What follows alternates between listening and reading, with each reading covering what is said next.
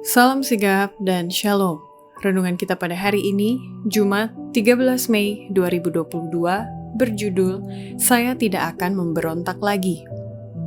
Ayat intinya terdapat di dalam Ayub 34 ayat 31 dan 32. Tetapi kalau seseorang berkata kepada Allah, "Aku telah menyombongkan diri, tetapi aku tidak akan lagi berbuat jahat. Apa yang tidak kumengerti, ajarkanlah kepadaku. Jikalau aku telah berbuat curang, maka aku tidak akan berbuat lagi." Pena Inspirasi menuliskan yang dimaksud dengan judul renungan kita pagi ini, "Saya tidak akan memberontak lagi," dan makanya kita perlu mencari Tuhan, dan segala yang tidak berkenan baginya, jauhilah hal-hal ini. Ikuti kebenaran, agar kita dapat merasakan kasih Allah yang tiada bandingnya itu adalah sebagai berikut. Pertama, cara agar supaya saya tidak memberontak lagi adalah memohon bantuan Roh Kudus untuk menggantikan pikiran yang kotor, perasaan yang jahat, dan perbuatan-perbuatan memberontak kepada pikiran yang suci, kasih surgawi, dan perbuatan-perbuatan Kristiani. Roh Kudus berusaha tinggal dalam setiap jiwa. Jika ia disambut sebagai tamu terhormat, maka mereka yang menerimanya akan disempurnakan di dalam Kristus. Pekerjaan baik yang sudah dimulai akan dirampungkan. Pikiran yang suci, kasih surgawi, dan perbuatan-perbuatan Kristiani akan menggantikan pikiran yang kotor, perasaan yang jahat, dan perbuatan-perbuatan memberontak.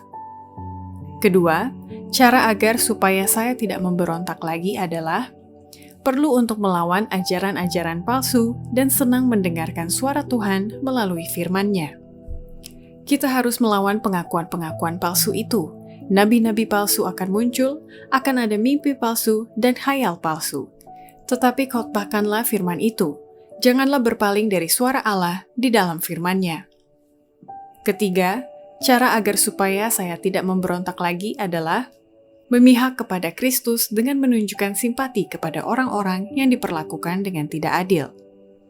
Pada setiap peristiwa terjadinya penganiayaan, saksi-saksi itu mengambil keputusan, apakah memihak Kristus atau melawan Dia. Mereka yang menunjukkan simpati kepada orang-orang yang diperlakukan dengan tidak adil, yang tidak kejam terhadap mereka, menunjukkan hubungan mereka pada Kristus. Keempat, cara agar supaya saya tidak memberontak lagi adalah tetap bertahan berdiri teguh bagaikan batu karang dalam iman dan pengharapan yang semakin cerah ketimbang pada masa kemakmuran. Biarlah timbul pertentangan, biarlah kefanatikan dan kekerdilan jiwa merajalela, biarlah penganiayaan disulut, sehingga orang yang setengah-setengah hati dan munafik goyah dan meninggalkan iman. Tetapi orang Kristen yang sejati akan berdiri teguh bagaikan batu karang. Imannya bertambah kokoh, pengharapannya makin cerah ketimbang pada masa kemakmuran.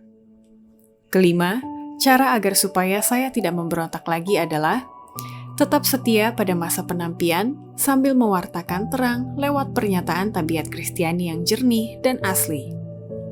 Tuhan mempunyai hamba-hamba yang setia yang pada masa penantian dan ujian akan dimunculkan. Ada orang-orang berharga yang kini bersembunyi yang tidak menyembah Baal. Mereka belum memiliki terang yang memancar atasmu dengan cahaya yang benderang.